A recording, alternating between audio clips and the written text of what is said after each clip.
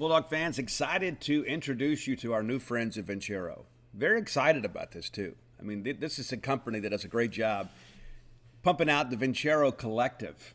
Very, very excited about this. You should be, too. If you don't know who Vincero is just yet, they're a premium lifestyle brand out of San Diego, right here in the United States of America, carrying watches, sunglasses, and much, much more. Perfect for men and women of any style, any age. Creating exceptionally crafted and ethically made products. That's important in today's time, too. Modern pieces that elevate your look and stand the test of time. And how many times do you go out and you buy something and it's like, I really like these, and the next thing you know, you buy these glasses, and the next thing you know, they're getting kind of wobbly and everything else, and you feel like that you've got some old sunglasses and they're just not lasting. That's not the case with Vincero. They're adamant about the process. Design everything in-house. They source their own materials. They produce in small batches and ship right to your home. They do with the planet in mind. Vincero has been carbon neutral since 2019, investing in renewable energy and forestry. Modern ethical branding with the goal of providing premium lifestyle accessories for the stylish me and you. How about that? Stainless steel, durable silicone, and Italian marble straps. Surgical grade stainless steel casing with Italian marble inlay. It's incredible. Go check them out yourself today. Vincero is offering a special 15% off for Boneyard listeners and free shipping to all of our listeners by using the promo code Boneyard. That's VinceroCollective.com. That's VINCERO Collective.com. It's Vincero. That's how you pronounce it, Vincero. But it's spelled VINCERO Collective.com/Boneyard. Very, very easy to find. And again, you get that 15% off and free shipping just by being a Boneyard listener. Be sure and check them out today. Bulldog fans, are you like me? Are there just not enough hours in the day? You know, I'm getting older, but I really don't want to slow down. But, that's the reality of life. It's a shame we got to get old. But I'm getting there, for sure. And I'm busier than I've ever been. I got book signings to do. I got shows to record. I got ball games to cover. You know, there are more demands on my time than ever. And I'll be honest with you, my energy needed to keep up sometimes wanes. That's why I take M-Drive Start. M-Drive Start is a premium protein powder packed with 7 clinically tested ingredients that support energy, strength, and drive, and 6 premium protein sources for optimal recovery and digestion. Every year it becomes more obvious we're getting older. That doesn't necessarily mean we want to reduce our quality of life. So prioritize the need to take care of your own health. M-Drive is a supplement for every lifestyle and every stage of life. Makes it easy for guys like me and you to take care of our health.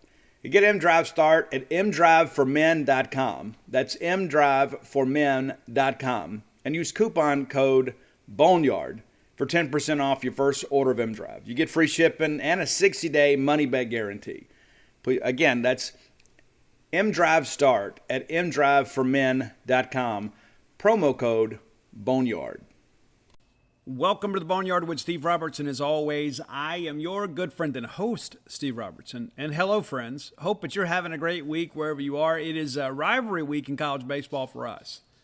And so we're going to preview the upcoming series against the Ole Miss Rebels. You know, the Rebels have struggled as of late. And let me go ahead and get this out of the gate right now. That means absolutely nothing. When the Maroon team is across the diamond in the other dugout, we know we're going to get their best effort. It is not in any way a confidence builder to know that those guys have been struggling a little bit. Maybe for our fans, but the reality of it is you just never know. You know, sometimes you need a quality opponent that you have an emotional investment in to kind of get you motivated. We've been there before. We have. Remember back in 2018, we won that series against those guys and, really kind of went on from there. It was a turning point in the season. You could argue that the sweep of Arkansas probably got that run going. But the reality of it is they were a better baseball team than us at that point in the season. We won the series. So we can't take anything for granted in any respects. Listen, thank you guys so much for your support.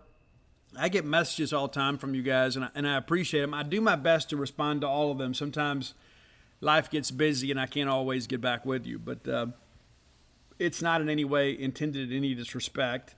A good ink therapy session yesterday, so we're in a good mood today. So been a while since I've added some ink, and so we've done that. Hightailed it back to Starkville for last night's big win over Jackson State. I say it's a big win. It was big because of the fact that we played as well as we did. Still some things to kind of improve upon, to say the least. But I would much rather be the team that wins big in the midweek than loses big in the midweek going into a big series. So we're going to break down last night's game. We're going to look ahead to the weekend, but also to look around the Southeastern Conference. I want to thank our good friends at Bulldog Burger Company. I love Bulldog Burger Company. I'm probably going to see if I can't talk the kid into riding up there this evening to go have a meal together. Maybe I can get my college girls to join me. That's about the only time that I can get them is when I'm willing to buy dinner. Such is life, right? And really excited, too. Here on May 13th, Audrey Robertson, my oldest daughter, will graduate from Mississippi State and have to get her Bulldog Club application right away. But she will graduate as a computer engineer and go to work over there in the Sunshine State of Florida. Excited for her, to say the least. It's one of those things, too, you think about in life. When you have kids, you always wonder what they're going to become. And you just hope that they're successful. I'm excited to get her off the payroll. Not that she's a big drain, but nevertheless, it's always nice to be able to have them be a little more independent and self-sufficient. But when Audrey was just a kid, like all kids, she wanted to be a professional wrestler and a dance instructor. She used to call herself Awesome A. Like she used to play the game with her older brother, Ani. She'd play the video game, the WWE game, and she was always Awesome A. And she is incredibly awesome. That has stuck. She is still Awesome A. She just doesn't want to be a wrestler anymore. Maybe life changes. Who knows? Maybe one day she'll decide, I want to go be a professional wrestler. But that's it. Awfully proud of her, and looking forward to that. Looking forward to going to commencement and watching my child be rewarded for her academic excellence, and pretty incredible. And then last week, too, for those of you that haven't heard, Mississippi State University finishes second nationally in the National Speech and Debate Tournament, the highest finish in school history, thanks in large part to my youngest daughter, Mia Robertson, who became the first student nationally to win 4 season-long national championships in 4 different categories for speech and debate. So pretty exciting stuff. She'll be back one more year. She could graduate this year, but she's going to go back one more year and take about 14 hours of philosophy and then graduate with a degree in political science and philosophy and then go on law school and save the world. So excited about all of them. So maybe I can get them to break bread with me. I'm just old dad now. What's funny is they didn't realize how cool their dad was until they went to college, right? Because you're just dad, right? You're just the guy that has the debit card and complains when you spend too much money at Strange Brew and things like that. And then they go to college and they find out, oh, that's your dad? Oh, I know him. I follow your dad on Twitter. I listen to your dad's podcast. So if you know my girls, you know how wonderful they are and how proud I must be. So I wanted to share that. I do a lot of talking about other people's college students on this show, and so I wanted to talk about my own today. So I love my girls. I love everything about them. I love their passion for life, and I love the fact that they're so incredibly committed to academics and things of that nature, and have had a great experience at Mississippi State. Bulldog Burger Company, back on track there. I hope to get out there this evening, and I love going into Bulldog Burger Company. You will too, if you don't already. Many of you have already found this to be a family favorite. If you ask the kids, hey, where are we going to go? Where do you want to eat? Bulldog Burger Company is always going to be among the first, if not the first, suggestion from the young people. A great menu with a lot of selection there. Of course, you go there for the hamburgers, but maybe if you don't want to eat quite as heavy, you can have a great salad. I like the BLT salad. I like it grilled. You may like it fried. No matter how you like it, you're going to love the way they do it. At Bulldog Burger Company. It's more than just burgers, but man, they specialize in some great restaurant quality hamburgers. Be sure and find your own favorite. Bulldog Burger Company, 3 great locations to serve you. University Drive here in Star Vegas, Gloucester Street there in Tupelo, and of course the brand new one, Lake Harbor Drive there in the Ridgeland-Flowwood, Central Mississippi area. Go by and check them out today. You'll be glad you did. Bulldog Burger Company, the place where people go to meet. MEAT. All right, before we break down last night's win of an intercollegiate baseball game with Jackson State University, let me share with you guys too. Bulldogs are on the road, and maybe you don't want to go to Oxford this weekend. I don't blame you. Matter of fact, Friday night, I'll be at Hobie's downtown for a watch party. We'll sign some books. We'll watch the Bulldogs beat the Rebels together. But maybe you're saying, hey, we've gotten in the habit of going to Starkville. Let me encourage you. Your women's softball team, big weekend ahead for them. Huge weekend. I traded some texts earlier this week for Tyler Bratton. I don't know if you guys have kind of kept up. The softball team, 27-17 overall and 7-8 in the conference. You remember last year it took us forever and a day to win an SEC game. We finally got an SEC dub. We're 22-6 at home, and we've got a huge series this weekend against nationally ranked Auburn. Let me encourage you to turn out. If you're in town, go by and check them out. You'll be glad you did. What's interesting too about the about this Auburn series is that it's again a nationally ranked team that'll help us in the RPI there. Auburn softball has been very good. So Friday at 5:30 p.m., Saturday at 4, and then Starkville Sunday at noon. Starkville. It's always in Starkville. Admission is free. Go by and check them out. I believe it's correct. I believe it's still free to go to the ball game there. And the ladies could certainly use the support. And you may not have kind of kept up this year. Let me run down a couple things for you, too. We go get a win against Florida. We lose the series at Florida, but we go get a big RPI boost there against the Gators. And then we sweep Ole Miss. And that's kind of the natural order of things, right? I mean, that's kind of been their sport here as of late. We are able to get that. We get a win in Knoxville. Again, didn't win the series, but a nice RPI boost there. We take the series against Mizzou. We fight, scratch, and claw, lose 2 one-run games last weekend to Alabama, one of the best teams in the country. Had a chance to have a historic weekend. Didn't quite get it done. A 2-1 walk-off win last night thanks to Mia Davidson. But we'll get UT Martin tonight, and then we get Auburn. So go by and check them out. If you're in the area and you're looking for something to do, maybe go out to News Park and root for the softball Bulldogs. Best of luck to Coach Samantha Ricketts, Tyler Bratton, everybody involved with Mississippi State softball. It's been a good year. Got a chance to be a historic year in many respects. A lot of people wondered, we hired Sam Ricketts. Like, hey, I don't know. Yeah, now we do. All right, Mississippi State baseball now 22-16 overall and 6-9 in the conference and needing a winning weekend against the Rebels. We'll get to that. So before we do, though, let's break down what happened last night at Jackson State. A lot of offense for your Diamond Dogs.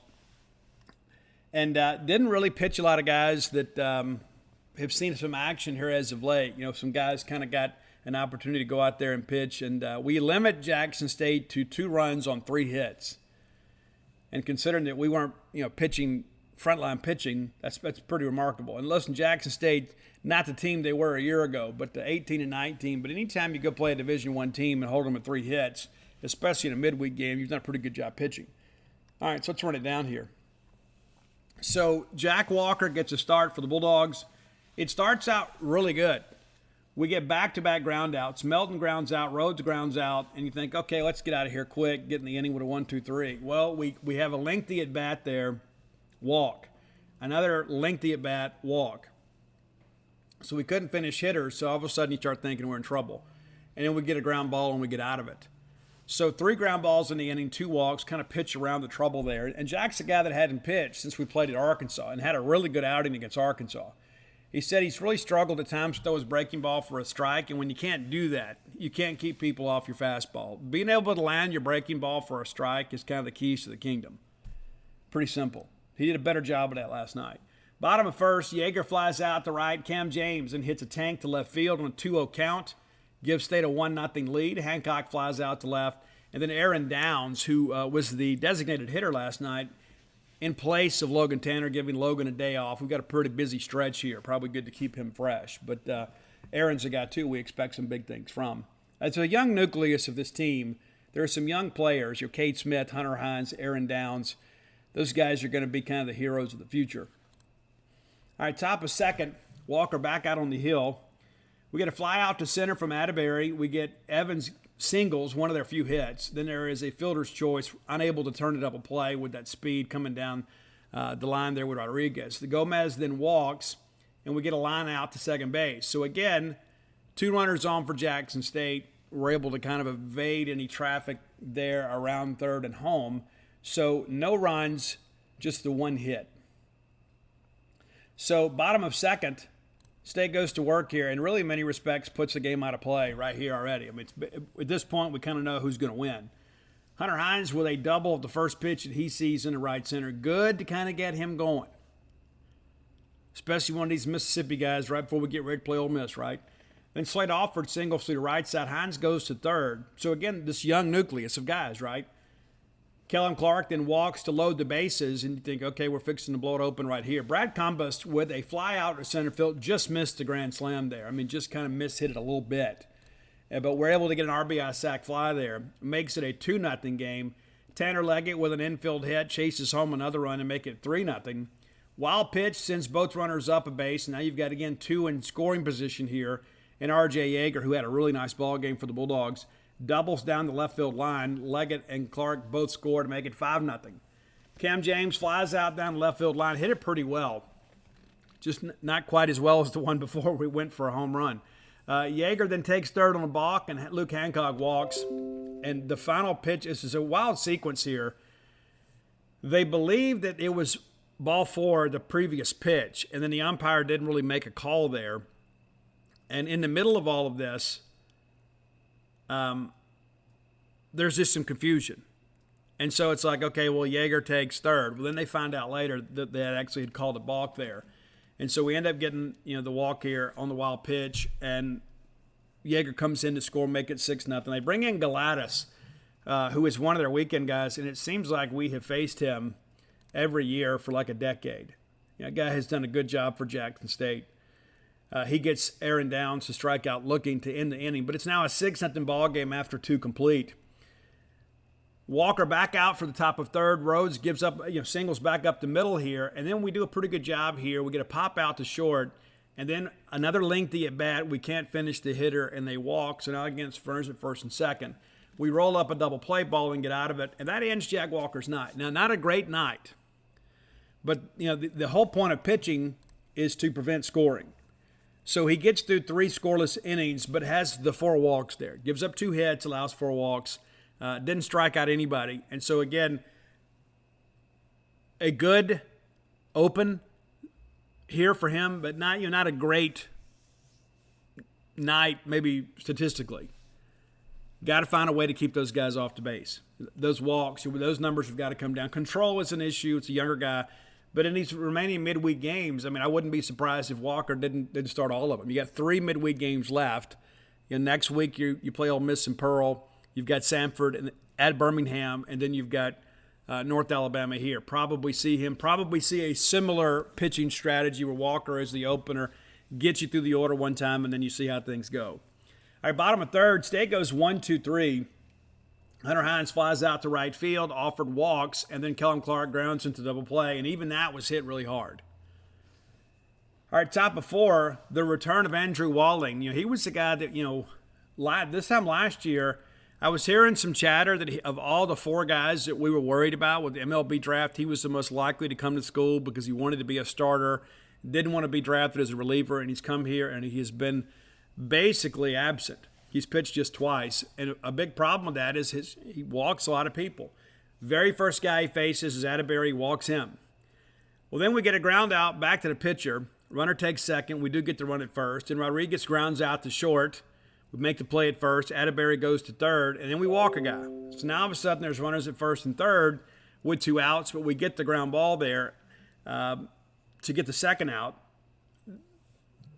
That's the third out. Excuse me. I've gotten confused here. Gomez goes to second on a fielder's choice. There is basically an error in my notes here. All right, and then Melton strikes out looking. So that explains. I confused myself. But we give some guys some room to operate here, but we get out of it unscathed. I just don't like flirting with danger. It's like if you look at the first 4 innings of this ball game, there were 2 runners on base every single inning. We didn't give up anything, but that's just you're just playing with fire there. I don't care if it is a midweek game against a SWAC school. You want to go out there and execute at a high level. Bottom of 4. They make another pitching change, and then Cumbus walks. Leggett tees one out, but lines out to third. The ball was hit so hard, Cumbus barely even got a step off the bag. And then Cumbus still second. Yeager flies out to left, and then Cam James, who had a nice ball game again, comes through with a double to left center. Cumbus scores. That's 3 at-bats for Cam in the ball game, and he absolutely tattooed the ball all 3 times. Cam goes to third on a balk, and then Hancock singles down the line and right, chases in another run, makes it an 8-0 ball game. Luke eventually ends up at second on a wild pitch, and then Downs flies out to right field. Got ahead 2-0 in the count, just couldn't come through with the big hit there. All right, top of 5, Lane Forsythe to pitch his second time. And what I've learned about Lane is the first hitter or two is a bit of an adventure, and then he kind of settles in, and that's just going to get better in time. And he's probably a guy we're going to need to help us on the weekend at some point. He opens up with a walk, a 5-pitch walk, and then gives up a home run. So now all of a sudden Jackson State's on the board with 2 runs, 8-2. And then from here, Lane did a really nice job. You get a strikeout looking at Riley. Williams flies out to right field, and then Atterbury grounds out to short. So you say, yeah, well, we finished 1-2-3, but we gave up a couple runs there. So again, 5 straight innings and 2 guys reach base for Jackson State. It's an 8-2 ball game. State removes all doubt here in the 5th. Hunter Hines opens up with a walk, and it's good to see him be patient at the plate. Then they walk. Slade offered a lengthy at bat here. And again, kind of the rally starters here are the young guys. Kellen Clark singles to the right side, load the bases. Jess Davis pinch hitting, flies out to deep center field. Not a big home run hitter, but it's good to see Jess get an opportunity to swing a little bit. Hines tags and scores to make it 9-2. Leggett then grounds out to second, which loads the bases. He grounds out to second, which both runners move up into scoring position. And then we walk Yeager. They walk Yeager to load the bases. And, Yeager's the guy, too, that got down in the count 0-2 and then worked it back. They couldn't finish him. And then Cam James comes in again, doubles down the left field line, 2 more RBI to make it 11-2. Hancock gets in on a throwing error, and James and Yeager both score. It is now a 13-2 ball game. Von Siebert comes in to pinch hit for Downs, and K's looking on a full count. There is some of that, too, with Von, and I don't know if it's just pitch recognition for a younger guy here, but we do strike out looking a little too much. And again, he's a freshman, but a guy, too, that we expect some solid play from here in the years to come. He's had some big base hits for State this year, too. All right, top of 6, Mikey Tepper comes on a pitch for Mississippi State. This is when we start really kind of substituting liberally on defense.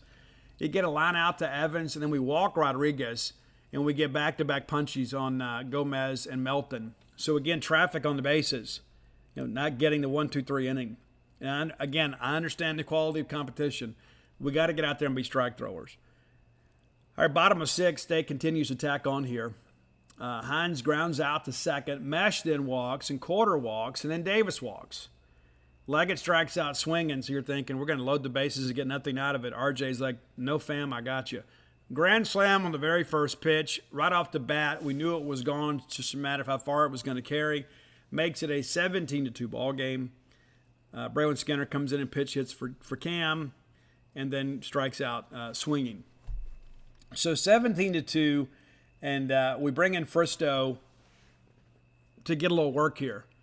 We walk the first guy we see. We get a strikeout swinging, and then it's a ground ball double play. Back to the pitcher who throws the 6, and then on to first at Hunter Hines. And that's the ball game. 10-run rule, 17-2. We were informed pretty early on that it was going to be, a 10-run rule was in effect, already agreed upon by both teams. And it was really just a matter of how quickly State could get there. And to be fair, this ball game could have been a whole lot worse than it was. We didn't throw a lot of guys that we're expecting big innings from on the weekend, and we began to really kind of put some guys in there to get some ABs once the game had been pretty much blown out here. So we're going to give our Prime Shrimp Player of the Game award to Cameron James. Cam James, 3 for 4 on the night, 4 RBIs, 3 runs scored. Could have basically beat Jackson State by himself with his stat line there. Cam is really beginning to come into his own.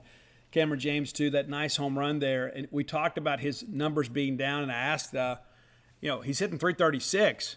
His power numbers hadn't been there. He's been using more fields, and all of a sudden, I asked him honest about it, and he goes, I want him pulling the baseball. I want him being that power guy. And him hitting in that 2-hole spot, I think he has learned a lot this year about himself and about how teams are going to attack him. But you let Cam get going, it's going to be awfully difficult for the opponents because you've got some guys behind him. And here's the thing, too. It's almost impossible to have a game where all the horses are pulling. You understand what I'm saying? It just didn't always happen that way. But last night, a lot of your Bulldog regulars with big ball games, Cam James, of course, led the pack and really kind of filled up the stat column. They're really proud of Cameron James. So let's get back to our good friends at Prime Shrimp. PrimeShrimp.com, that's the way to go. There are so many times in life, when I move up here from South Louisiana, I've heard some people say, hey, they have good seafood here. And I'm going to be nice to you when I say they've got adequate seafood in many places in North Mississippi. I don't know they have great seafood anywhere. And so I had a chance to partner with these fine folks out of New Orleans at PrimeShrimp.com.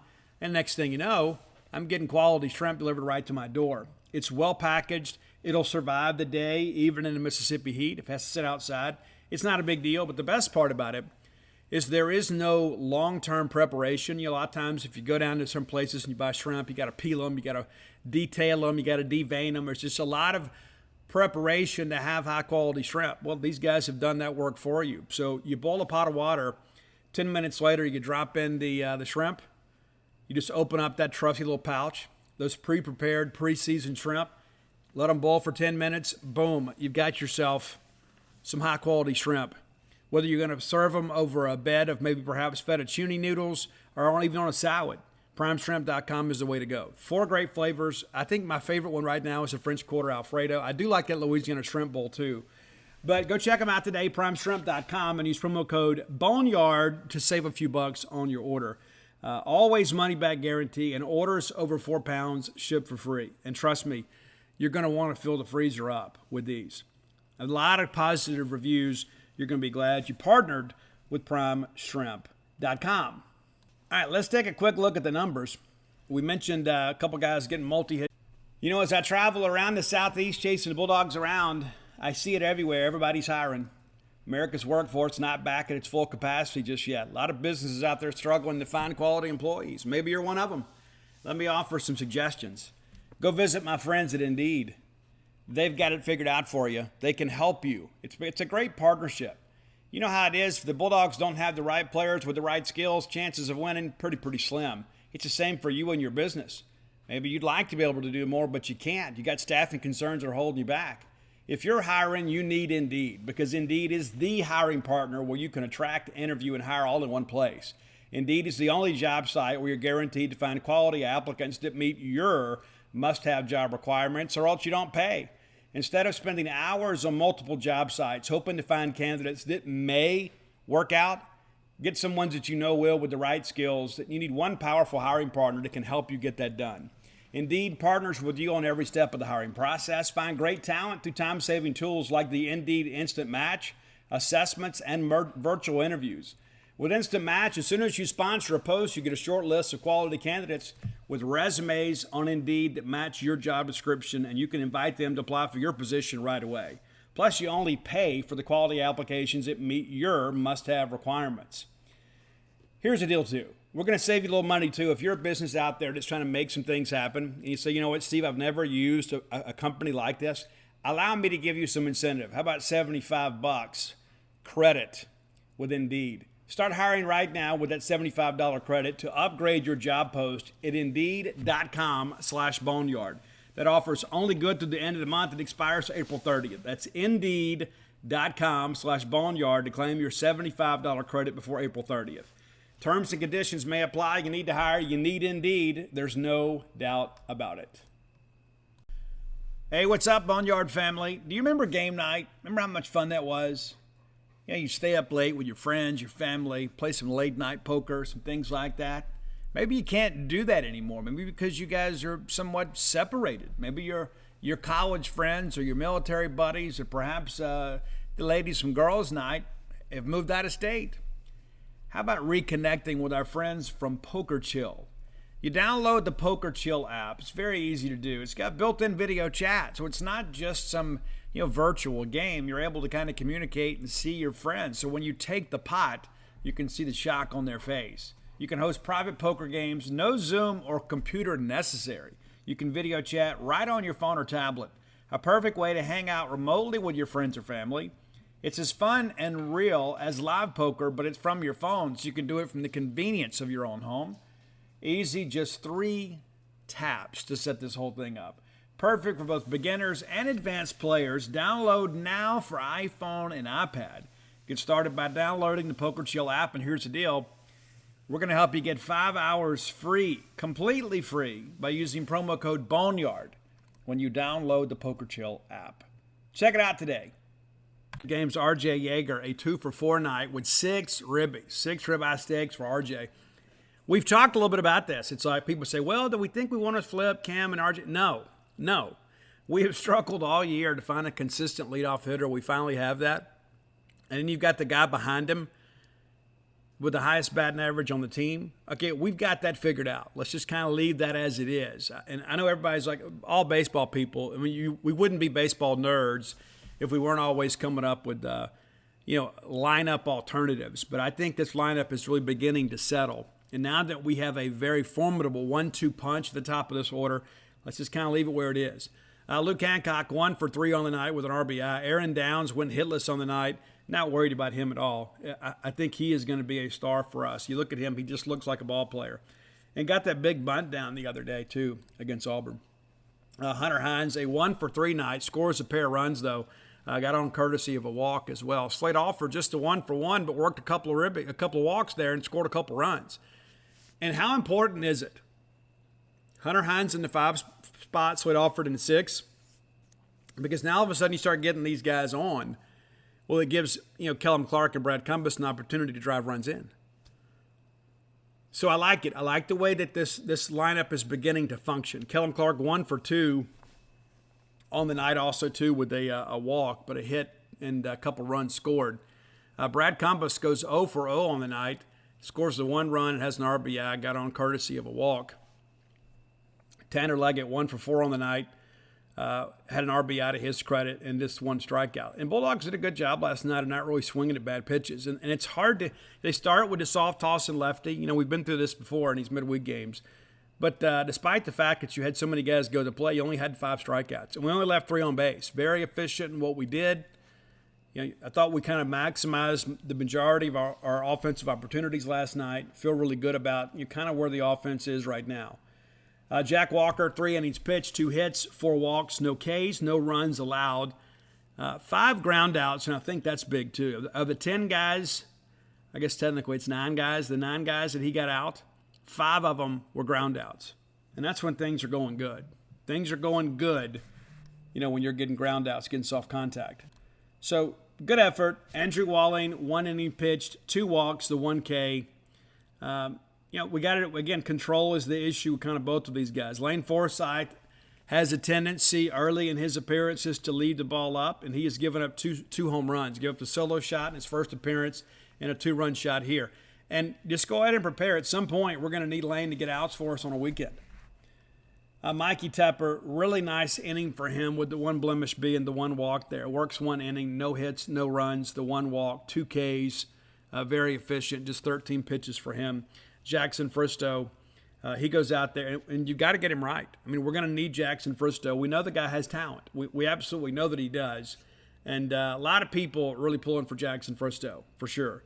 1 inning pitched, no hits, no runs. The 1 walk, it's a strikeout, and, of course, rolls up a big double play there to end it. So 117 pitches thrown by the Mississippi State staff here in just 7 innings. And on the contrast to that, Jackson State, 153 pitches thrown.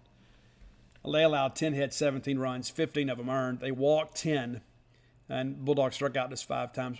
3 wild pitches, 2 balks in the game. And, listen, you always expect to win this game. You do. And it's not really about the opponent. We always talk about, it's never about them. It's about us.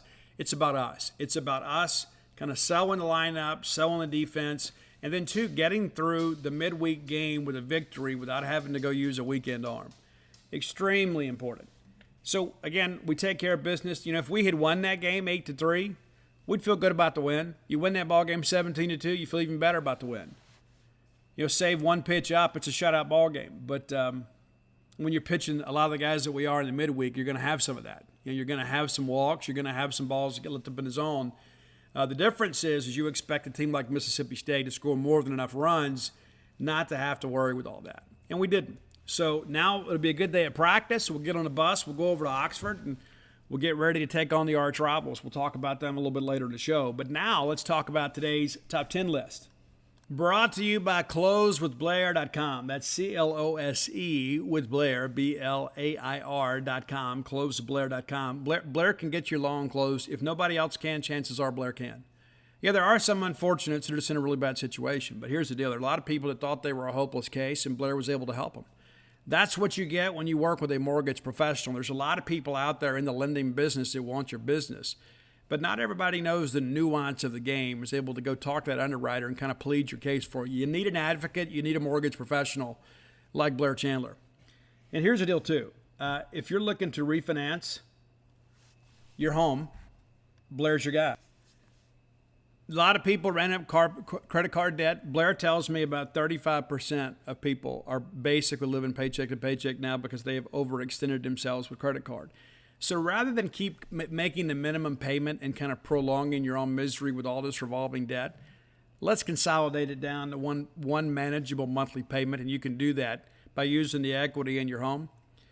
Many of you are thinking, you know what, Steve, it'd be so nice to be able just to occasionally, just every once in a while, be able to take a breath, not have to constantly worry about going to use my debit card, the day before payday and having to hold my breath, hoping it's going to work out. You don't have to live that way. So get with our friend Blair Chandler, and maybe you're looking to buy a house for the first time. He can get all that taken care of for you. This guy's been in the business 21 years, top 1% close ratio in the country, works for Fairway Mortgage. It's not some subprime lender.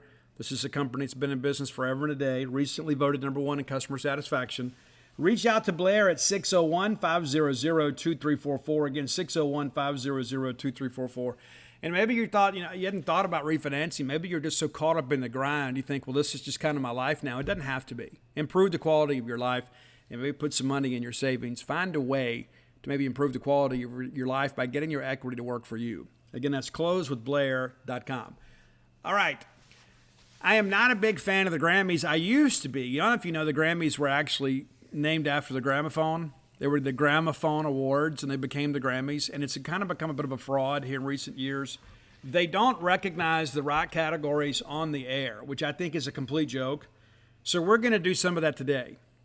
So I looked back at all of the songs that have won the Grammy for top rock song. And not all of them are rock, so they didn't make my list. My definition of rock is much different than, say, the Grammy Committee. It's a much different deal. So they have been giving the rock song Grammy since 1992. The first winner, so let me give you the nominees, okay? Chris DeGarmo and Queensryche with Silent Lucidity, which I think should have won. That was one of the nominees. I love Queensryche. I love the Operation Mindcrime album. I love the Empire album. I love them all. But Chris DeGarmo wrote that great song, Silent Lucidity, about his son who woke up from a dream and thought it was real and was inspired to write this amazing song. One of the best songs of my lifetime. It is beautiful. But Silent Lucidity from Queensryche and Learning to Fly from Tom Petty and the Heartbreakers, Enter Sandman from Metallica, Been Caught Stealing from Jane's Addiction, Can't Stop This Thing We Started from Bryan Adams, all very, very good songs. Well, they gave the Grammy to Sting, the Soul Cages. Nothing against Sting, it's just not rock. It's crazy. So 93, this is another one. This is another crazy one. And again, no disrespect to the winner. Bruce Springsteen nominated with Human Touch. I don't think that Brooke is kind of modern rock, but I get it. Jeremy from Pearl Jam. Smells Like Teen Spirit from Nirvana. Digging in the Dirt from Peter Gabriel. And then Eric Clapton won with the unplugged version of Layla, which is a beautiful song. I just don't think that version would be considered rock. But maybe we're in disagreement here, and that's okay. That's okay. There is one I want to throw an honorable mention out to, a song that I probably should have put on here. Sometimes I try to be too cool. Soul Asylum's Runaway Train won the Grammy in 94. And it was a great, great, great group of nominees. I'd do anything for love, Meatloaf, but I won't do that. Are You Gonna Go My Way from The King, Lenny Kravitz, Living on the Edge from Aerosmith, and Crying from Aerosmith, and then Runaway Train from Soul Asylum wins that year. So tip of the cap to Dave Perner, who was an underappreciated and under-respected songwriter. All right, so here we go. Top 10 Grammy-winning rock songs, in my opinion, and here's how I stack them up. You may disagree, and that's okay. Completely okay.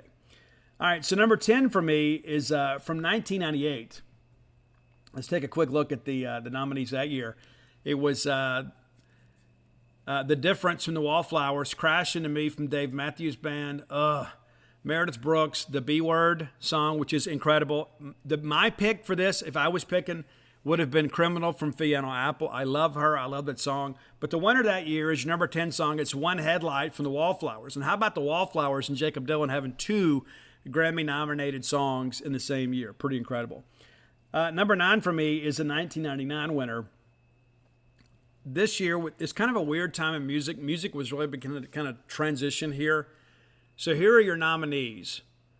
It's Bittersweet Symphony by The Verve, and it's okay. Closing Time by Semisonic, it's okay. Celebrity Skin by Hole, Have a Little Faith in Me by John Hyatt, that's a really good one. But I thought the winner was right this year.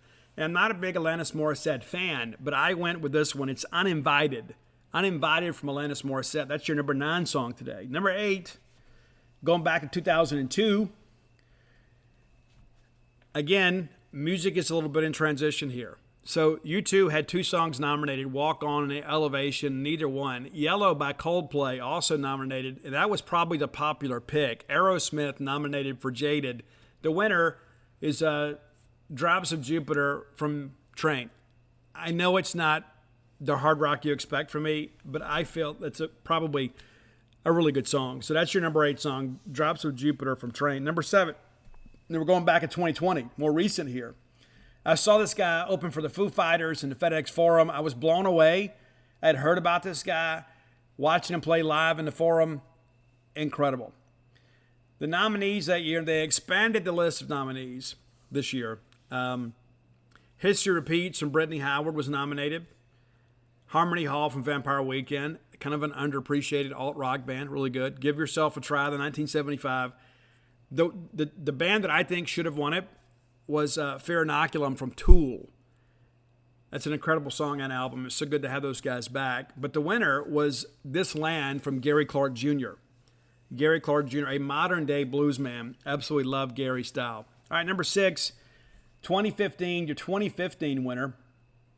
The nominees that year, Jack White's Lazaretto, Beck, Blue Moon, the Black Keys, Fever, and then Ryan Adams, Give Me Something Good. Well, I went with one of Mississippi's own. Very proud of this young lady, a beautiful singer, a beautiful artist, and just a beautiful person all the way around.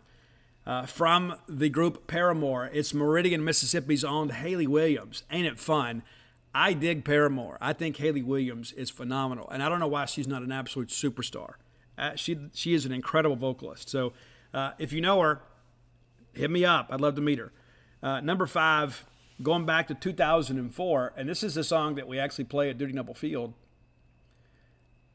I kind of get tired of it sometimes, but in other times I find myself kind of getting onto it here. But I didn't think it should have won that year. It did win. I didn't like it, and I still don't like it. And I'm going to say it again. I don't think that this song should have won. But here are the nominees. Calling All Angels from Train. They shouldn't have won either. Disorder in This House. That's Bruce Springsteen and Warren Zevon. Someday from Nickelback. Honestly, probably should have won. And you go, Steve, Nickelback, stop being the little hipster dude. Nickelback rocked. And especially back in the early 2000s, you had All the Right Reasons CD in your changer. You know you did. The album and the song that I thought should have won was Bring Me to Life by Evanescence. Ben Moody is a lyrical genius. Amy Lee, oh goodness. Amy Lou, yeah, because she's from Arkansas, believe it or not. Who knew we had this gothic beauty with this angelic voice growing up in the backwoods of Arkansas? Yeah, they should have won that year. But the winner was the White Stripes with Seven Nation Army. Like the song, it's not nearly as good as Bring Me to Life. Really, anything that Amy Lee did with Ben Moody was incredible. I wish those two would reunite. Don't think it ever happened. So your number 5 song from the White Stripes, Seven Nation Army. Number 4, this is a band that's going to make their top 10 debut today. I believe that's correct. So we're 2010, and it seems like this song was just out yesterday, and like everybody in the world sang this song. But here were the nominees that year. I'll Go Crazy If I Don't Go Crazy Tonight. That's from U2. Working on a Dream by Bruce Springsteen. The Fixer from Pearl Jam, who I thought should have won that year, but I can't really hate on the winner. And the 21 Guns from Green Day. Thankfully, they didn't win. But the winner that year was Kings of Leon's Use Somebody, which is a phenomenal song. And Again, I felt like the Fixer probably should have done it, but that's probably my early 90s nostalgia kind of creeping up there. But number 4, Kings of Leon, Use Somebody. Number 3, the 2012 winner. Again, some great nominees that year. Lotus Flower from Radiohead. Not a big Radiohead fan either. I feel like they were kind of forced on us. They didn't have the substance to really maintain. Down by the Water from the Decemberists. I know a lot of people really dug them when they first came out. Blair will love this to hear one of his favorite bands get a mention. They will not get a top 10 list, though. It's The Cave from Mumford & Sons. And then Every Teardrop is a Waterfall from Coldplay. I thought this was a runaway winner, and I thought it was a very easy selection by the committee, but you never know what they're going to do. It's Walk from the Foo Fighters. Foo Fighters, Walk. That's your number 3 song. Number 2, going back to turn of the century, the 2001 year.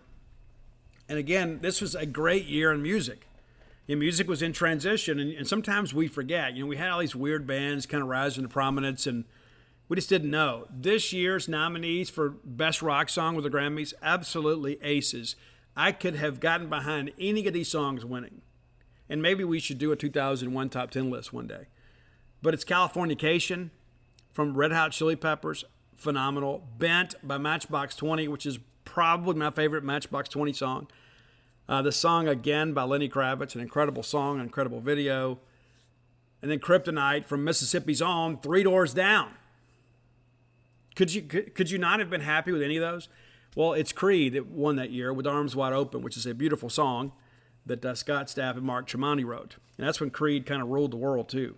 But the number 1 song, in my estimation, the number 1 Grammy rock song of all time, and I didn't include a lot of these bands that I thought were like adult contemporary, but the nominees this year in 2000, I thought this was a very, very easy selection here.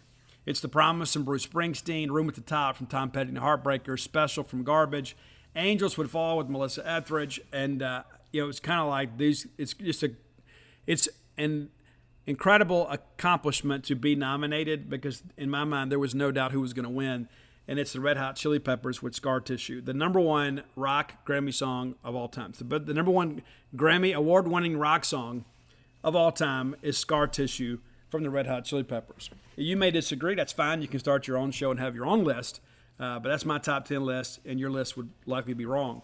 But again, it's a lot of fun doing these lists, and I appreciate everybody's ideas and suggestions. Sometimes we get a lot of repeats, and some people reach out and say, hey, Steve, what about this, what about that? We've already done them. You can find many of these lists on Roy's Spotify. That's at Dogmatic67. That's DAWGMATIC67. And if you're an Apple Music user like me, Izzy Mandelbaum puts those lists together for us. But I appreciate those guys doing that. A lot of feedback, too. People say, hey, Steve, you blew it. You didn't include this song. And sometimes you're absolutely right. Sometimes I will absolutely miss one, an obvious one. And I feel kind of silly later. And other times I'll think, you know what, I've absolutely nailed this one and I won't be talked out of it. But that's a great thing about music. It's fun for us to talk about it. And I'm so glad that you guys dig the top 10 list. And thanks our friends at closewithblair.com for sponsoring this segment of the show. All right, let's look around the SEC, courtesy of Campus Bookmart. Big news, to Stan the Man retiring. I don't like it. I don't like it at all. I like Stan Ray, man. He's a good dude. I hate that I won't be able to see him around. He's still going to be in town. He's not retiring to Florida or anything or moving to Hawaii or anything like that. Stan's going to still be here, still be at the Left Field Lounge. But yeah, if you get a chance to go by there, maybe thank Stan for his great service to Campus Bookmart and to the Mississippi State family for many, many years. I mean, he is an outstanding guy, outstanding person, an outstanding retailer, and we will surely miss him. And I wish him the best in retirement. He's not going to go away, though, he tells me. We had a chance to speak on Saturday. Still going to do some working, but it's just going to be kind of on his own terms now, but kind of helping with the mom and pop shop. But, Campus Bookmart, a Starkvillian institution, and Stan the Man's a big part of that. So maybe in Stan's honor, maybe order yourself a Stan the Man retirement gift. He's retiring. You get the gift. Doesn't that sound great? Yeah. So go to campusbookmart.net today. Order yourself some new Mississippi State merch. You'll be glad you did. You can get my books there, too. Many of them are already signed. So if you're looking for signed copies and you're already going to go buy like some new merch, you can pick up the books there. And we'll have some more book signings sooner rather than later out there at Campus Bookmart. But go to campusbookmart.net and use promo code BSR, which stands for Beautiful Steve Robertson. and that'll get you free shipping on all orders over $50. Any order less than $50, $50 ducks, goodness. They won't take ducks as a form of currency at Campus Bookmart, no matter how redneck you are. Any order less than $50, you got to pay shipping. You use that nice promo code BSR, you get free shipping on all orders over $50 or ducks. All right, busy night in the SEC last night. Some surprising results in some respects, but interesting night to say the least. But Louisville, 4-2 winners over Kentucky. That's pretty much expected. Louisville's ranked 16th in the country and will certainly be a hosting destination. Florida comes from behind to beat Stetson 10-8. It's Stetson, a really solid mid-major program down there that kind of gets after Florida and Florida State. Clemson goes into Athens, Georgia, and beats those guys 8-4. Georgia down to 14th. We went and played those guys. These guys are pretty good. I didn't think they were a elite team, I guess you could say, but I said, these guys are pretty good. And in hindsight, maybe that series loss won't look as bad as it felt. But they have not really. They've lost now 3 of 4, losing last night to Clemson 8-4. Got absolutely shelled on Saturday, 23-9 by Texas A&M. So again, they've lost 3 of 4, kind of reeling a little bit as they get ready to head to Alabama. We're going to preview that whole weekend stuff, on Friday's show. But not a great loss. Bellarmine goes in there and competes with Tennessee. Tennessee beats them 9-3, and of course, you don't expect Bellarmine to win this ball game. But Tennessee is rather interesting. They're going to get everybody's best shot, but it's going to be interesting to see how they respond. Texas A&M with a big top 25 win last night. They absolutely hammered Dallas Baptist 14-1. Missouri State makes it a ball game. Missouri guts it out for a 6-5 win last night. Of course, your Bulldogs 17-2 winners over Jackson State.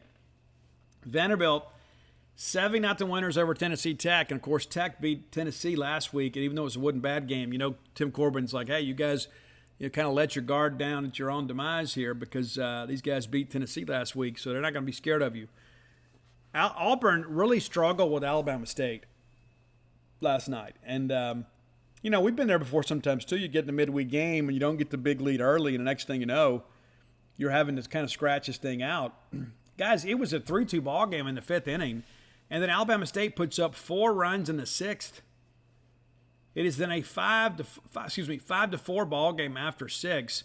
Auburn has to score in the bottom of the 9th to force extra innings, and then they win it in the 10th. So, not great. Not great. But again, a W is a W. But you'd expect to play a little bit better. And that's what happens. You let some of these teams hang around, they start believing a little bit and say, hey, we can play with these guys.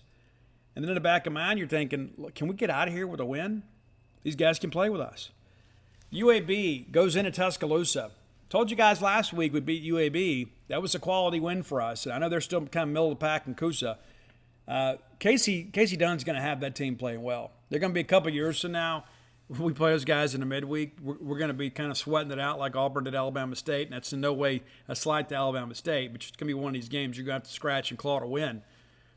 But UAB goes into Tuscaloosa to get a dub last night. Very big win for them, to say the least. But listen, Alabama jumps out to a 3-0 lead, and UAB puts up 4 in the 4th, and then Alabama ties it in the bottom half. So it's a 4-4 ball game heading to the 5th. Alabama takes the lead finally, and then UAB takes it right back in the 6th. So now all of a sudden it's a 6-5 ball game in favor of UAB. Bama then ties it in the 7th. UAB takes a 1-run lead in the 8th, and then survives the 9th to win it 7-6. Really good effort there. Really good effort. And good win for UAB. Really is. And this UAB team is scrappy. They really, really are. They could be a regional wrecker. And I'm not saying they can win a regional, but they're the kind of team that will go in there and beat somebody and force you to get deep in your bullpen, and then you end up in a loser's bracket game and you lose. That's a big part of this thing. It's a journey. It's never just one snapshot. LSU 8-4 winners over Louisiana Lafayette, the Raging Cajuns down there. Never sure what to make of the LSU Tigers. One week to the next, you just don't know. But they win last night, and we really need those guys to help us out a little bit too. But we don't need them to do too well. But we need them to kind of make sure that nobody around us sweeps, and we need them to probably look at the schedule and you start thinking about them and some other teams around us in the West. We need LSU to kind of run some interference for us a little bit. We're going to be similarly situated with a lot of teams, a lot of parity in the league this year. Arkansas State, the Fighting Tommy Raffos, fall short in Fayetteville 10-1. Arkansas might be playing their best baseball of the year right now. They're really, really playing well. Really playing well. And that's not to say that the Red Wolves, aren't a well-coached program, but Arkansas ranked 4th in the country right now. And at the beginning of the year, we thought maybe they lost too much. But then you work the portal, you get some guys in, you have some guys come to school you weren't expecting. Arkansas is right back in the thick of things. It's kind of scary. It's kind of good to have that behind us, right? And then, so then all of a sudden we look at Ole Miss. Wow.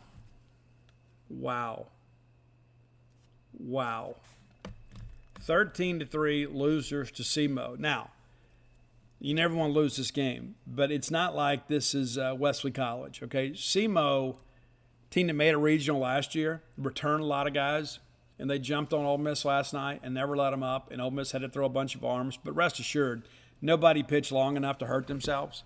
Kimbrell's the only guy that went 2 innings. Everybody else is like an inning or less. So there's nobody out there that is going to be unavailable this weekend if they need them. But it turned into a Johnny Holstaff day, and it was nearly a historic event. We were kind of scrambling, kind of talking among ourselves, trying to see when's the last time that an SEC school got 10-run ruled in their own stadium. And outside of maybe when we played the SEC tournaments on campus, I would venture to say this is probably rarely, if never, happened. It's pretty remarkable to think about that because, you kind of agree ahead of time about, okay, we're going to have a 10-run rule, but it's usually for the visitor. So the visitor doesn't have to eat up arms in a losing effort, right? You start losing a ball game, it's kind of a gentleman's agreement. It's kind of a courtesy. You never thought in a million years when Ole Miss and SEMO agreed to that in pregame, we'll have a 10-run rule, that it would be Ole Miss trying to have to fight through this thing and prevent being 10-run ruled at home, which is a pretty remarkable situation. So SEMO jumps out to a 3-0 lead, and then in the third they tack on to make it 5-0 after midway through the fourth. It is a 6-0 lead for the Red Hawks. Ole Miss finally gets on the board, and SEMO's like, don't even think about getting up. They hang a 3 spot in the 5th. This game is over. Now it's just a matter of Ole Miss. Is Ole Miss going to be 10-run ruled? They put 1 on in the 6th. Ole Miss holds them off the field in 7. And then in the 8th inning, it is now 11-1, and Ole Miss needs to score to prevent being 10-run ruled at Oxford University Stadium. They do. They get a solo home run from Taiwan Malone that makes it an 11-2 ball game. So you know you're going to go to full 9. And then SEMO's like, well, we're going to answer that with 2 more runs of our own. Makes it a 13-2 ball game. And then Ole Miss hits another home run, a pinch hit home run in the 9th. So they lose 13-3. So you don't have the dubious distinction of being 10-run ruled in your own ballpark. You still got beat by 10. That's happened to us too, but not against Southeast Missouri State. And again, SEMO is a team that will likely make a regional. They've been outstanding this year, but not good. Not good if you're Mike Bianco at all. And you start looking through these numbers here too. Ole Miss scored the 3 runs, had 10 hits, also made 3 errors. Just not making plays behind them. But look at the numbers here. Johnny Bench's not nephew, his fake nephew, Justin Bench. Remember that story? When they tried to say it was Johnny Bench's son? And technically, I guess they're correct. It's John Bench, no relation to the Hall of Fame catcher, Johnny Bench. 2 hits. The only Rebel in the lineup to get more than a hit. So not a great night offensively. Tim Elko goes 0 for 3. Kevin Graham goes 0 for 4. McCants had a hit late. But the reality of it is, as I said earlier in the show, these guys are going to come out ready to go. They're not going to go out there and lay down for Mississippi State. Anybody that thinks that is just deluding themselves. there's no way that Ole Miss is going to come out and say, well, it's kind of been a tough year. I mean, these guys are fighting for their lives. Let's take a quick look at the SEC standings. Not a lot has changed. Obviously, we haven't played an SEC game, but let's talk a little bit about kind of where things stand as we get ready to prepare for the weekend. There's some teams out there that have a chance to make a move because there's a log jam kind of behind Tennessee and Arkansas. There's like Tennessee is like way ahead of it. Like Tennessee is like Motley Crue, and then Arkansas is like Guns N' Roses, and then everybody else is kind of Glass Tiger. And then there are a few people at the end that are like New Kids on the Block, at least dressed that way. But outside of Tennessee and Arkansas, it's really kind of bunched up there. So Georgia's 9-6 in the conference, 26-11 overall. But with Jonathan Cannon, what's going to happen there? Vanderbilt 7-8 in the league, 26-10 overall. Florida right there at 6-9. South Carolina 6-9. Missouri 5-10. Kentucky 5-10. And so there are 3 teams in the league that are 5-10. One of them is named Ole Miss. What's interesting too, beginning of the year, everybody has a big non-conference jump. You're like, hey, look at this. I don't know if you guys know this. Maybe you hadn't paid attention because Ole Miss was trolling us early in the year. We're losing ball games. We're like, oh, it couldn't be us. Couldn't be us. Even the official account out there is trolling Mississippi State people. Well, we've saved all that, and we're hoping we get to use it this weekend. We're hopeful. We're hopeful we are. But you may recall, beginning of the year, Ole Miss just starts out in this just absolutely incredible start. They lose to one game to Central Florida, but they begin the year with 13-2, something like that, and rise to number 1 in the country. And they have lost 8 of 11 since then. And maybe you hadn't been paying attention to the standings, but your current records: Mississippi State 22-16, and we think we're having a bad year. We really do, because we are. Ole Miss now 21-15. So Mississippi State has now surpassed Ole Miss in wins. We expect that, but Ole Miss was expected to be an Omaha team this year. So now State is a game ahead of them in the win, and we're behind. We've played 2 more games, but 22-16. So again, Ole Miss gets out to the big 13-2 start, and since that time, it has been really, really rough. The 13-2 start, and now they're 8-13 since then. So we're catching them at a good time, and we're going to preview them after this next segment of the show, brought to you by our friends at Portico. But before we move on, I just think it's important to look at the league right now and understand that there are a lot of teams in here. We go have a good weekend this weekend, and then a good weekend in Missouri. All of a sudden, we're right back in the thick of things. It's important. You got to keep playing games. Auburn right now is 8-7. We beat them last weekend. They are in a 3-way tie for second in the West with Auburn, Alabama, who we also beat, and then Texas A&M, who we're still to play. LSU is a game ahead of us, and that's the thing you think about, man, if we just won one of those games. So we are right there in the middle of all of that. We could end up finishing top half in this league despite the fact that we've had all this adversity. So there's still a lot to play for. And it's not just about bragging rights. It's not just about hanging another banner or putting another graphic on the wall at Duty Noble Field. We've gotten a little spoiled at Mississippi State. We expect to go. We expect to go to Omaha. We have in the last decade, we have been to Omaha more times than not. And so we're beginning to kind of think to ourselves, hey, we just need to get in a regional somewhere because we're beginning to figure some things out. We're beginning to figure the pitching rotation out. We're still starting to kind of work through this bullpen thing, and we're trying some other arms. We're trying to piece this thing together, and that's really kind of the last piece to fall into place. You feel good about your starting rotation. You're beginning to feel good about your defensive lineup, even though there are some times we got to play better. But this is an offense that has a real chance to put some runs on the board. So if you're Mississippi State, let's just take the emotion out of this, right? When we begin to look at Mississippi State and Ole Miss. Because the fear of losing to them sometimes exceeds the joy of winning. Because we're rivals. That's part of it. But this is a team that's very talented. They're just not playing well. And I think it's important to kind of look back here. If we were on the other end of this, and if you go read the Ole Miss message boards, and I have, that's like when they lose a big ball game, I go put on a pot of coffee. But when you look at what they have done in recent weeks, you ought to have a little bit of confidence. If the shoe was on the other foot, we would be predicting a sweep. But those guys are going to sweep us. They're better than us. And we're not setting the woods on fire, but we're playing better than them. But again, sometimes all you need is your rival to show up. And, you have an opportunity at this point to kind of turn the season around. But when Ole Miss beat Memphis, they were 16-4 and ranked number 1 in the country. 16-4. I'm going to write that down. And then they get swept by Tennessee. They beat North Alabama. They take 2 of 3 from Kentucky. They lose to Southern Miss in a midweek game. They get swept by Alabama. They beat Murray State. They lose 2 out of 3 to South Carolina. And then they lose to Southeast Missouri State. You know what the record is now? It's 21-15. So you can do the math on that. They have won 5 games since Memphis. And they've lost 11. So they've lost 11 of 16. It's right for them to be concerned. Because it seems like we're starting to figure some things out, and they're starting to have a lot of things go wrong. They've got some injuries, too. That's baseball, unfortunately. Sadly, it is. I hear some talk out there, maybe some changes in the way the college baseball schedule works to try to preserve some arms because of the fact that becoming a little more commonplace. We want guys to come to school.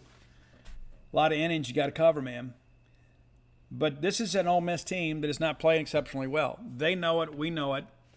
And there are some of our fans are thinking, well, I'm sure they'll turn it around this weekend when we get there. They may, but I'm not going to live life thinking that way. I'm not going to sit here and think, well, this is an Ole Miss team that, that they really haven't beat anybody of note as of late. And I think when you really go back and you look at their schedule, it's really been kind of smoke and mirrors in many respects. You go back to Charleston Southern, they sweep those guys, and then they tweet out that silly graphic. I don't know if you guys have kept up at all. Maybe you hadn't. Let's do this research together while we're here together. This is live time research here, right? You guys down for that? Let's take a quick look at this Ole Miss schedule. Charleston Southern, the baseball power out there. Maybe you've kept up with those guys. Maybe you know those guys better than I do. I haven't kept up with them. But just so you guys know, Charleston Southern, the great power that inspired that stupid tweet, they're 14-22. 14-22 on the year. Say, oh, but Steve, we swept them. Yeah, you did. You did. Arkansas State, I love Tommy Raffo to death, but, that they haven't been great. They haven't been. They take a couple of midweek games against Virginia Commonwealth. Remember those guys were here last year. They came in here, and some of our people are all worried about the Rams because they had the nation's longest winning streak when they came in. And the guy said, they're going to beat us too. They didn't. But, VCU, you expect those guys, with all the pieces to come back, they're going to be strong again. They're 20-15. 20-15.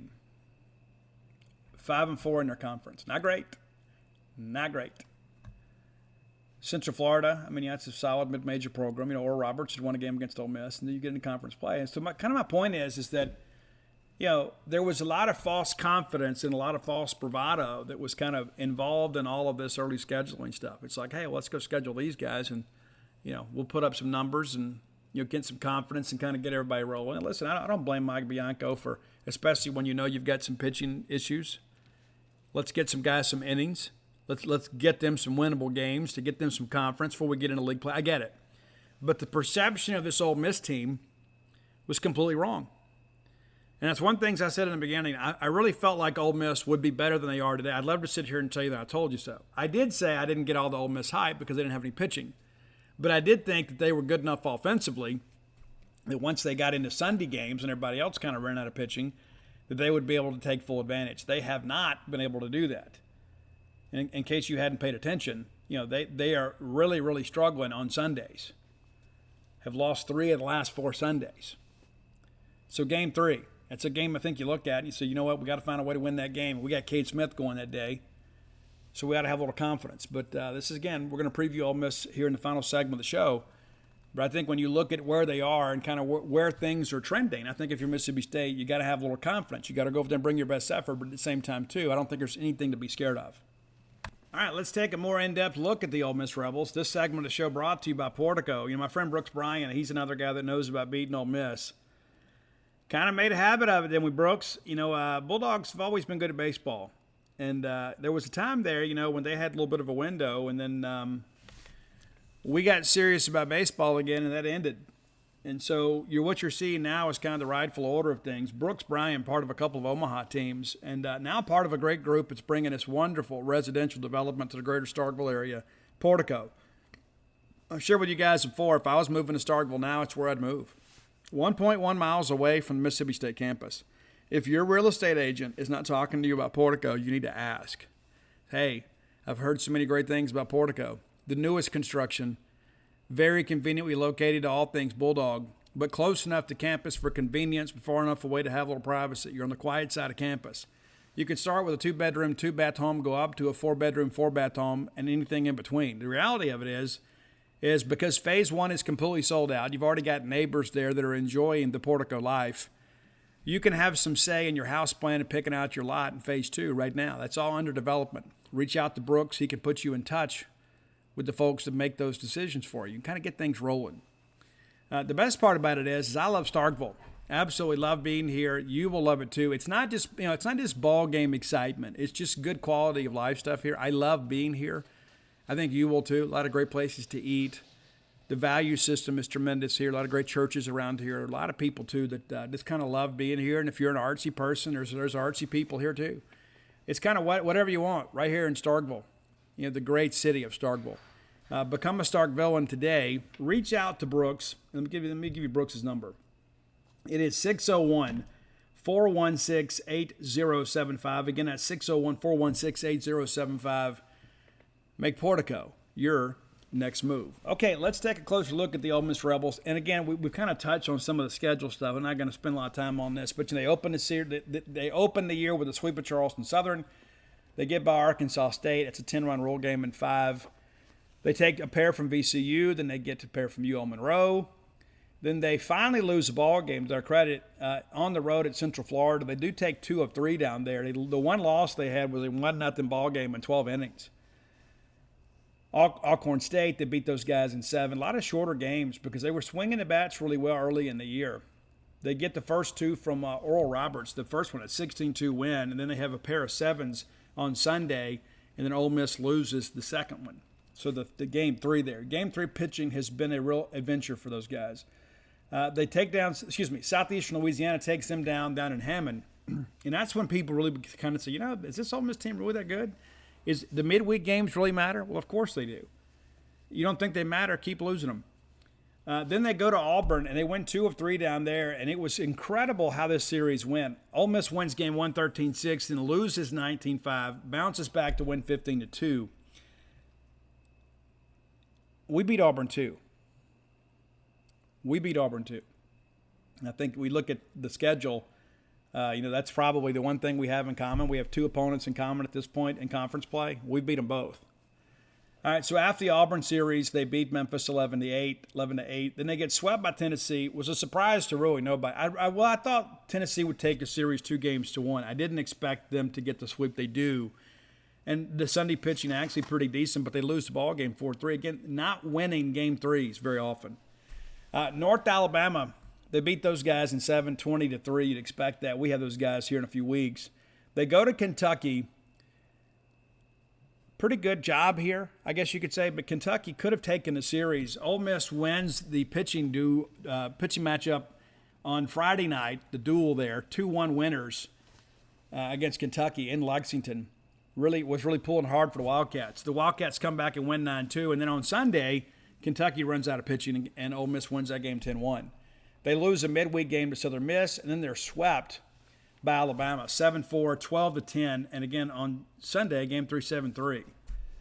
Murray State, there's winners there, and then they lose 2 out of 3 to South Carolina. They win the Friday game 9-1, lose 4-2, then lose 9-8. So this is a team, if you can get a split on Friday and Saturday, you feel pretty good about your opportunities there on Sundays. So let's get a little look inside the numbers here. This is an Ole Miss team, too, that, I think there's nobody out there that would say this is not a talented team. They're not playing up to their ability, and that scares you a little bit, I guess, because you say, at some point they're going to get it together. But what happens with the weight of expectations? When you're constantly told how good you are, and then you don't go out there and perform on the field, when does that become, a mental issue for you? All right, let's look at the hitting aspect of it. Tim Elko, probably good for the college game for him to come back. He's having a really good year for those guys. He's hitting .320. He's got 15 dingers and 47 RBIs. But you know what? You can pitch around him, and their chances are you probably should. One of the things I like about Tim Elko is you see the bigger guy, you think, well, he's just muscling balls out. That's not true. He can do that, but he's so much better than that. The thing that I like about Tim Elko, especially being a bigger guy, is he's short to the baseball. He is short to the baseball. How many times do you see the big, strong guy that has the big, long swing, gets his hands out away from his body, and just tries to club everything?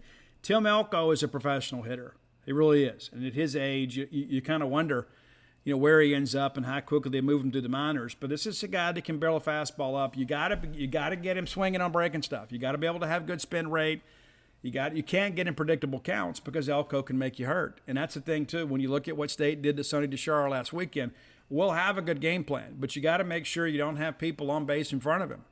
Because if he does hit a home run out there, and he's certainly capable of hitting them, he's got 15, that you got to make sure it's a solo home run. Also has a couple stolen bases this year. How about that?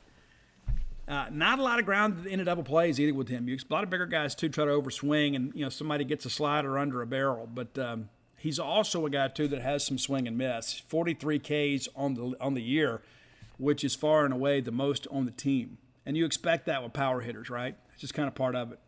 Kind of how it was in the 80s. You had a lot of guys out there hitting 30, 40 home runs, striking out 100 times a year. Okay, Kemp Alderman is a guy hitting .306 for them. He has started 29 games for them. 5 dingers, 17 RBIs. 1 for 1 in stolen bases. But, guys done a pretty good job getting on base, right at .400 on base percentage. And just 25 punchies in 98 at-bats. Justin Bench, the aforementioned Justin Bench, no relation to Johnny Bench, hitting .301, having his best year in a uniform in many respects. Started off 36 games. 1 home run this year and 26 RBI. And I would venture to say, too, and again, all due respect to Justin, John's son, I don't know that he could have ever lived up to kind of the hype that some of those people placed upon him. A lot of that was artificial. Guy's a good college baseball player. He is a good college baseball player. 4 of 9 in stolen base attempts, though, not exactly the best there. T.J. McCants, another guy, great athlete. They thought he was a shortstop. They made him a center fielder.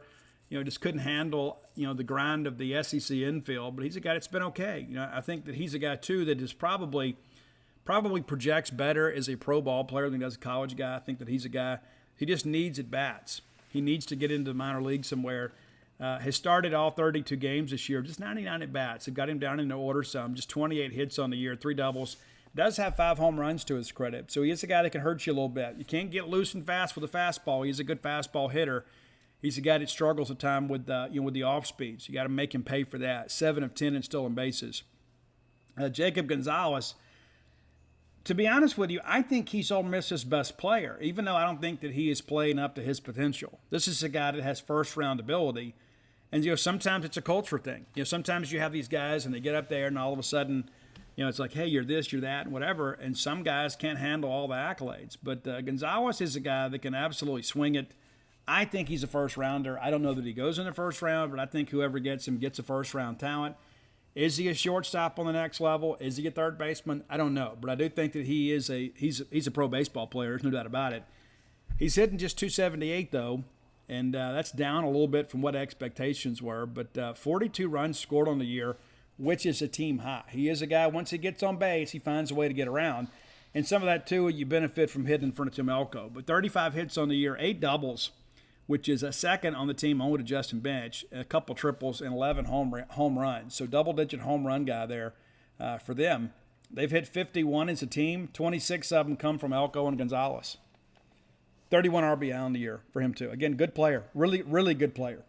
Hayden Leatherwood, this is a guy that's been up and down, in and out of lineup, hitting .275, got 23 starts. I'm sure we'll see him at some point. He plays one of those outfield spots. Just kind of depends. They've kind of tried to find some continuity out there.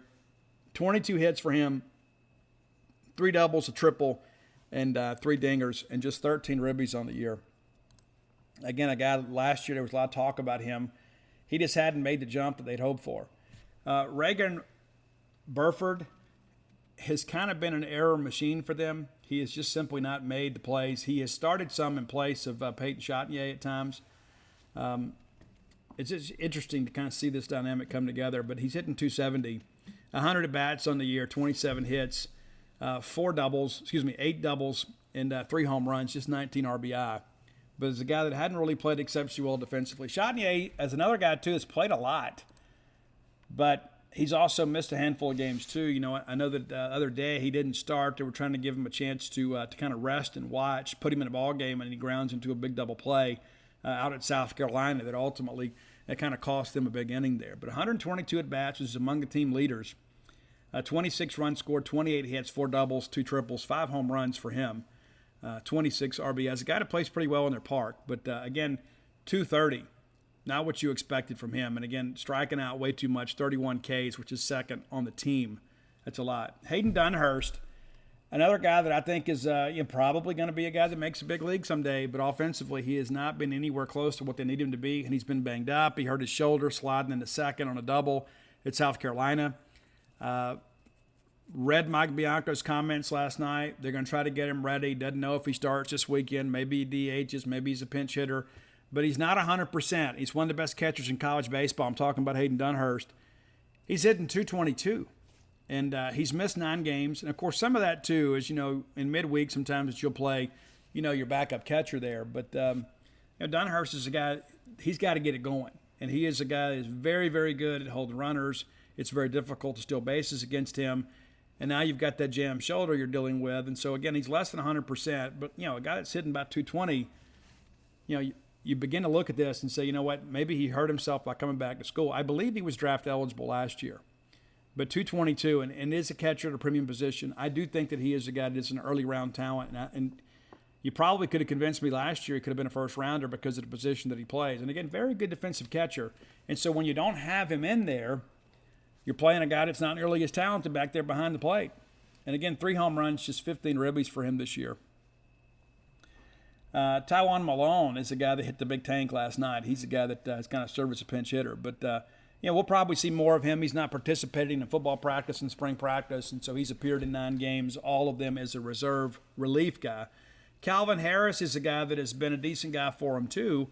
Has played last night in the ball game against Southeast Missouri State, hitting 386.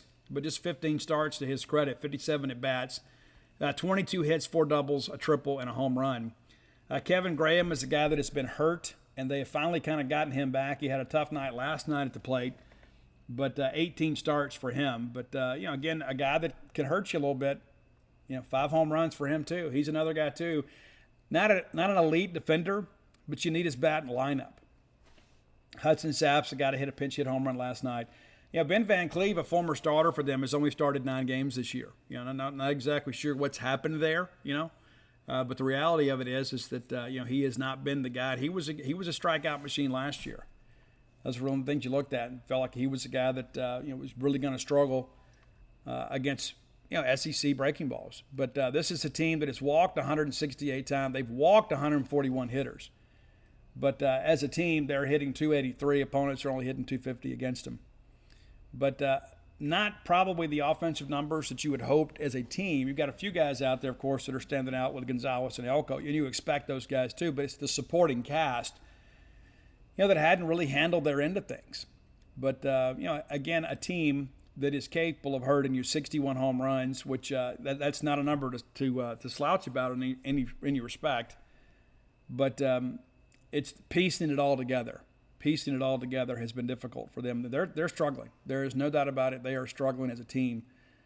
Let's take a look at the pitching, and that's really been one of the bigger issues with them this year too. We knew that it would be. We knew that pitching would be a real challenge for these guys. And I know John Gaddis is one that's on the shelf a little bit. They had some high hopes for him. That hadn't really worked out. But, Dylan DeLucia is a guy that they're pretty high on out there. He's 11 appearances this year, the 2 starts, and he's 2-0 in those starts. Good chance we're going to see him. I don't think there's any question we're going to see him. Jack Washburn, that's the Oregon State transfer that some people are already ready to give the Golden Spikes Award to. 10 appearances, 9 starts. He has a 4-2 record, an ERA of 3.34. Allowed 27 hits, 17 runs, 12 of those earned, 35 Ks against 19 walks. So he's right there, 2 for 1. you'd like for that to be a little bit better. I tell you, I watched one of those Tennessee games, and they put Hunter Elliott in and let him kind of mop up, and I was very impressed with him. I really was. I know that his numbers have not been outstanding. He's had 11 appearances, 3 starts. He's 1-3 on the year. But I thought he pitched pretty well. And it's one of those things, too, you look at, when the game has been decided, it's easy to go pound the zone because you don't have high-stress innings. But he's a guy, I think there could be some things you look at down the road, and you probably feel pretty good and say, hey, this is a guy that can probably help us. I mentioned John Gaddis earlier. He's already had 6 starts on the year. Derek Diamond, he was a guy that missed a lot of time with some back issues, and he has just not found it. He has just simply not found it. 8 starts on the year, 3-3 record with a 6.02 ERA. He's allowed 39 hits, which is right at a hit per inning. And that's kind of how you get beat. When you're giving up a hit per inning and you're walking people, the good thing for him is he hadn't walked too many. 39 Ks against 9 walks. But he is a guy that is hittable. Opponents are hitting 241 against him. Jack Dougherty was a guy that has been so incredibly hyped to the point that it was unfair to Jack. I mean, I don't know Jack Dougherty. I don't know his family. But people had made such this cult following about him, and he has not lived up to the expectations. If we see him this weekend, I think we'll be excited about it, to be honest with you. A 5.79 ERA for him. His 8 appearances and 3 starts. 1-1 record. Does have 1 save. He's 23 and a third innings pitch. He's allowed 28 hits, so over a hit per. He's allowed 15 runs, all of them earned. 39 Ks against 8 walks. But here's where the rub is. Opponents are hitting 295 against him. 295. That's rough. And so you start running through this thing, you start thinking, okay, well, who can they count on? Well, there's not a lot. Drew McDaniel's a guy that they've started some too. Matter of fact, he was the opener last night. He has 12 appearances, 5 starts with a 6.04 ERA. It's incredible to think about that too. 32 Ks against 14 walks, allowing over a hit per inning. 22.1 innings pitched and 23 hits. Has allowed 20 runs, 15 of them earned. 14 walks against 32 Ks. So, as a staff, they're getting some strikeouts, but they're also walking some guys. It sounds similar to us, right? But I actually think our starting pitching is better than theirs, and their bullpen is essentially non-existent. You look at some of these guys that have pitched, it has not been, the innings are kind of spread out because they're searching to find some guys. So I suspect, of course, that we'll see Derek Diamond, Dylan DeLucia, and Jack Washburn. I think that is pretty much established. You're going to see those guys. John Gaddis is still a bit banged up. Don't know what's going on there. And Hunter Elliott's a guy that we'll likely see too. But, Riley Maddox is a guy that's pitched some in relief for them, and he has been largely ineffective. He got a 4.79 ERA, 13 appearances, a 2-1 record, just over 20 innings pitched. And again, another guy getting enough over a hit per inning. Allowed 11 runs, all of them earned, 15 Ks against 8 walks. Opponents hitting 259 against him. And so this is a team that at times struggles with those strikes, but when they are around the plate, they're hittable. You're not getting a ton of swing and miss with this team. And again, some of these numbers that we're talking about were kind of racked up in against non-conference opponents. So let's take a quick look, if we can, at kind of how things have gone in the SEC and see who's doing well for them. And I thank Ole Miss for having this information split between conference and non-conference when you choose it. So Josh Mallott's a guy that we beat last year. Opponents hitting .313 against him in conference play. 4 appearances, basically 2 for 1 in strike-to-walk ratio here. Allowing over a hit per. Same thing with Hunter Elliott. Allowing over a hit per. And just over 2-1 strikeout-to-walk ratio. But in conference play, you look at the win-losses here. Dylan DeLucia 2-0, and he is the only guy on this pitching staff in SEC play that has earned more than 1 victory. And that's, again, it's a team loss. But you're 5-10 in a conference. When you look up and down here, Derek Diamond in SEC play 0-3 with an ERA of 8.05. Jack Dougherty, ERA of 6.37. This ERA as a team in SEC play, 6.58. Opponents are under 5. It's an offensive year this year, and it's a bad year to have bad pitching.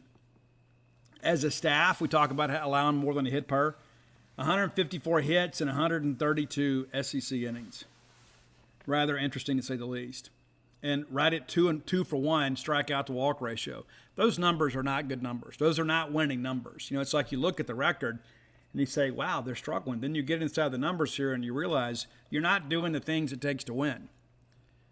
You know, you're walking half as many guys as you're striking out. And so if that's the case, there are going to be a lot of innings where you're going to have traffic on the bases, and more times than not, you're going to have a couple runners on each inning. So that's where I think we look at this thing with Ole Miss that could be interesting. Quick peek, too, at the hitting here in an SEC play, just to kind of see how these numbers have worked out here for them. Tim Elko actually doing great, actually hitting better than his overall average, 407 in conference play. Outside of that, it dips off. It really, really dips off after that. Kemp Alderman hitting 278, Leatherwood 263, nobody else above 250 among the regulars. Jacob Gonzalez hitting just 232 in conference play. Hayden Dunhurst barely above 200. Same thing for T.J. McCants.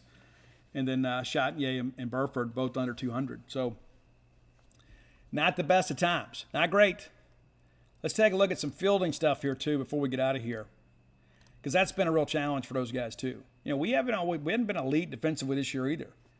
But, we're a team, too, that when we need to, we generally can make a play. And that didn't happen last weekend against Auburn. But, looking at errors on this team, Reagan Burford, the guy we mentioned earlier, he has 10 errors. 10 and 63 chances. Woof. Woof.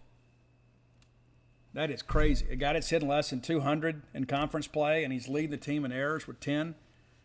I don't know how that works. Jacob Gonzalez, a guy that I still think's a first-rounder. He's had six errors, fielding percentage of 946. 112 chances, though. Hayden Dunhurst, 5 errors this year, too. Peyton Chatnier with just 3. But, it's kind of littered up and down the lineup. But when you look at you got to be strong up the middle.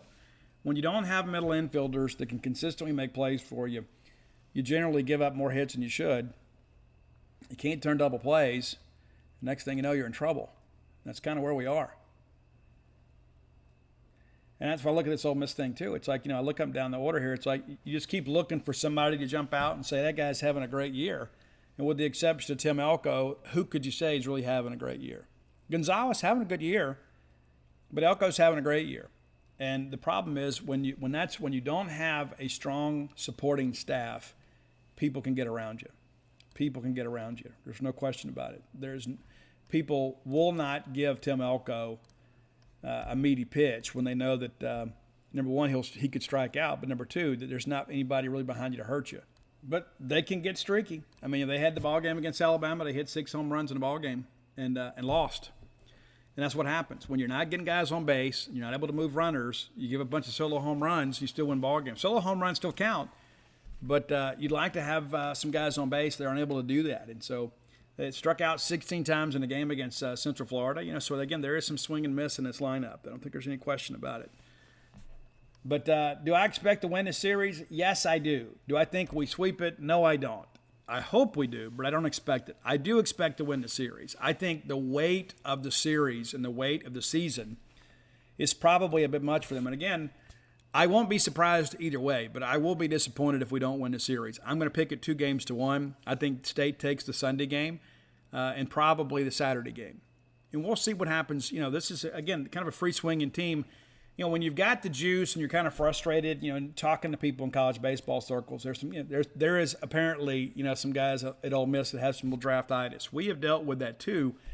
I think in some respects, though, we have kind of put that back. I think we have kind of settled into who we are now, and we have kind of settled our pitching rotation and settled a lineup. And so there are more questions about Ole Miss heading into this weekend than there are Mississippi State. And again, very talented team. If we go out there and get loose and fast and hang some breaking balls, you got some guys in there that can hurt you. But again, if we throw strikes and don't walk people, and that's easier said than done, right? But we play clean defense. We don't give them much. We're going to win this series. And we could sweep the series, though I'm not expecting it. Not expecting it. Would be thrilled beyond measure, not just because it's Ole Miss, but because we got to take a step closer to getting to 14, 15 SEC wins to get into this tournament. I mean, that's kind of where we stand right now, is we're counting wins, and we'll take them wherever we can get them. 18 ball games left on the season. 3 of those are non-conference. One of those, of course, the Governor's game against Ole Miss. And so when you start kind of breaking this thing down, we're kind of at a crucial time in the season. You win this series, and all of a sudden, now you're 8-10. 8-10 with a trip to Missouri to go. So you have a real chance at this point to finish at 500 in the league. Not to mention, Ole Miss is kind of similarly situated as us as a resume standpoint, so you can put a couple of losses on a team that is kind of at your same stature. That's big. Let's say Ole Miss emerges from this weekend, 6-12. Think about that for a second. You're 6-12, and you still got trips to LSU and Arkansas to go. I mean, the chances of them finishing above 500, even close to 500, are pretty long. And so it's not just about beating Ole Miss, and that always matters to us, but it is about this is the next team on the schedule, and regardless of where they go to school, this is a team that we could put behind us and likely keep behind us in the standings as we kind of move forward. There's a real chance that Ole Miss doesn't make Hoover, and you laugh at that. I mean, you got Missouri, Kentucky. They've already played head-to-head, so where are they going to pick up wins? Missouri's going to play Ole Miss. And we know from experience, you better not take those cats lightly. We're going to go up there next weekend, but when you start looking at Ole Miss's schedule, I think that makes this weekend all the more desperate for them. I'm not going to get into some in-depth thing about their schedule here, but just real quickly here, just kind of looking at what's left for them. We talk about you got to play Mississippi State this weekend, who is figuring some things out. Then you go to Fayetteville, Arkansas, who has figured things out.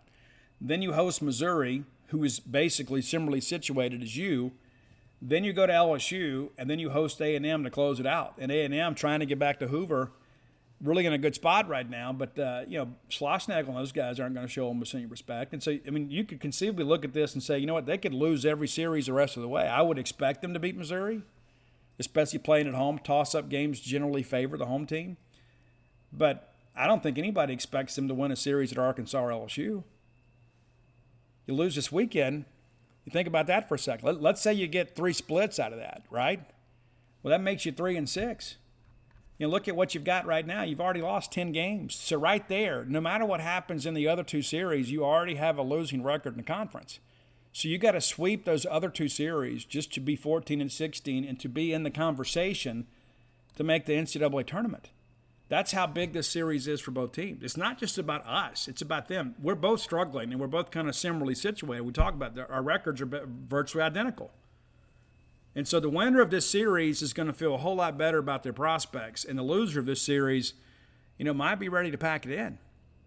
And I believe that's going to be them. Remind you, too, if you hadn't done so, go to dogpilethebook.com and order Dogpile. You can get them. We've got some inventory in now. And, again, kind of able to move some things around. Got a little inventory for you guys. And Mother's Day is coming up. Father's Day is coming up. Be thinking ahead. And you're going to feel so much better about yourself. Hey, let me go ahead and take care of this Father's Day gift, a Mother's Day gift, so I don't have to worry about it later. Just go ahead and get it done. Finish the show. Log on to dogpilethebook.com and go help your family kind of, fill out their collection.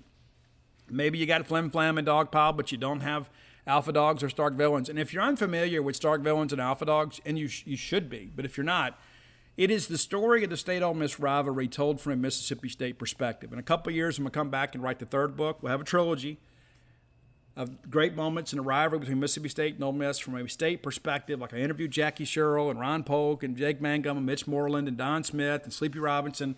And I had them talk about their favorite moments in the rivalry. We'll do that again in a couple of years. But if you're unfamiliar with those books, you want to reach out and get them, because every other book written about the rivalry is written by some Ole Miss guy that wears like seersucker shorts and a bow tie. Not me. So be sure and check them out. If you're looking for Blooms of Oleander, you can find it at Amazon.com, BooksAMillion.com, BarnesandNoble.com, and great bookstores everywhere. And your local bookstore can order it for you too. And finally, if you're looking for Stark Villains gear, go to StarkVillains.com. Everybody needs one of those. Chances are your dad listens to the Boneyard, and maybe he's never thought to buy a Stark Villain shirt for himself. Maybe he doesn't fashion himself as a Stark Villain, but deep down in his heart, he is a Stark Villain. Maybe you should surprise him with a Stark Villain shirt for Father's Day. Until next time, let's all live our lives in a way we make more friends than enemies, and people can see a difference in the way we live.